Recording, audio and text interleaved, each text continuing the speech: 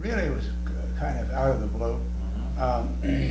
Greg Peterson here had an interest in the Robert Jackson Center for some time. I shouldn't say some time, because this has all happened in a relatively short period of time. It has.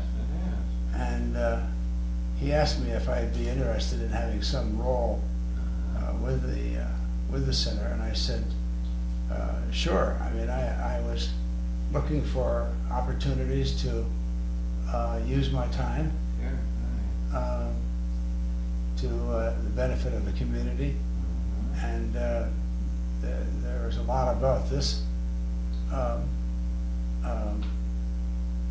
project that interested me. I'm a history buff myself, and being able to hone in on an American historical figure like Jackson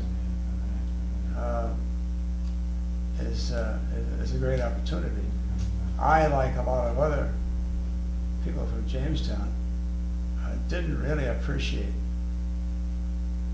everything that this man was and did.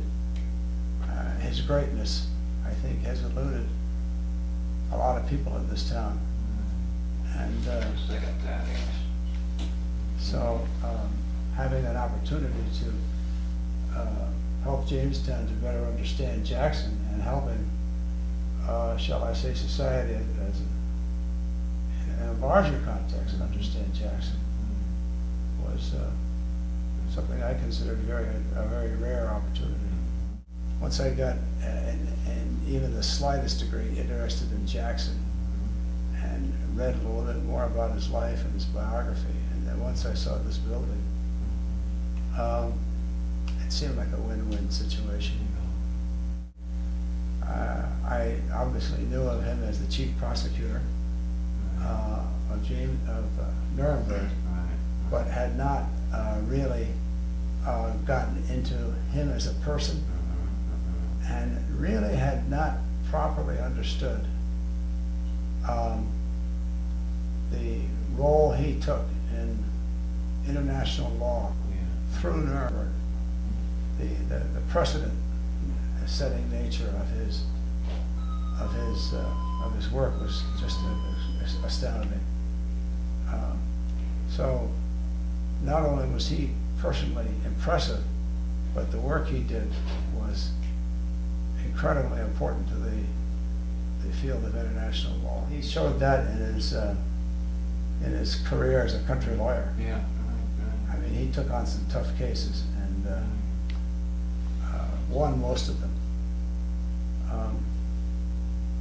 You know, he's just here's this country lawyer. That's basically what he described himself as. He's a country lawyer. You know, and then he ends up being the author of precedent-setting work on the international level. It's really an amazing story. Whoever got Greg Peterson excited on this did a very smart thing. Because he's a doer. He makes things happen. And I just think there's so much excitement about people who are becoming involved with this project. Raleigh Kidder, I think, is probably coming to know more about Robert Jackson than he ever did in his life, and the same with Greg Peterson and some of the other board members. Well, Greg is putting together a very strong board. Well, collaborations is the name of the game for a project like this.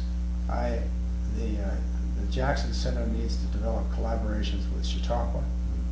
The institution needs to establish collaborations with the Fenton, with the Library of Congress, with law schools,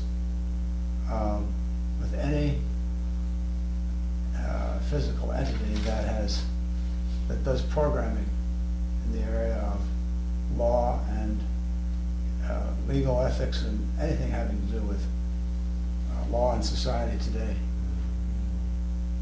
We can't do it all on our own. We've got to, these collaborations are very important. That's a major That's a major breakthrough, when you get the Library of Congress willing to share their materials with you. That was one of the most exciting things that I think have happened since this time, that every member of the Supreme Court left Washington together to attend an occasion. I mean, they just didn't do it. It was too much of a security risk usually. But for the other 8 justices to get on a train and come here was a very unique moment. And that was the Warren Court too. I mentioned that to Sandra O'Connor, and she didn't even know it had happened. Oh, really? Yeah, Well, yeah. She didn't know that every member of the court had come to his funeral. Well, it was during the aftermath of Brown versus Topeka. Okay. And they really felt that there was the security Could be a factor there. was a factor then, but they did it anyway. May 1st is a big date here, right? We're already working on that. I'm sure. To put that together. Mickey's been involved certainly, and people at Bush Industries who are involved. Today, that's our first occasion. Obviously, we want it to be highly successful. That's up to you, or? It's pretty much up to me. Originally, there was a stipulated amount of time, but I decided against that. This is more of a kind of a consultative relationship that I have. There's no specific amount of time that's being required or expected of me.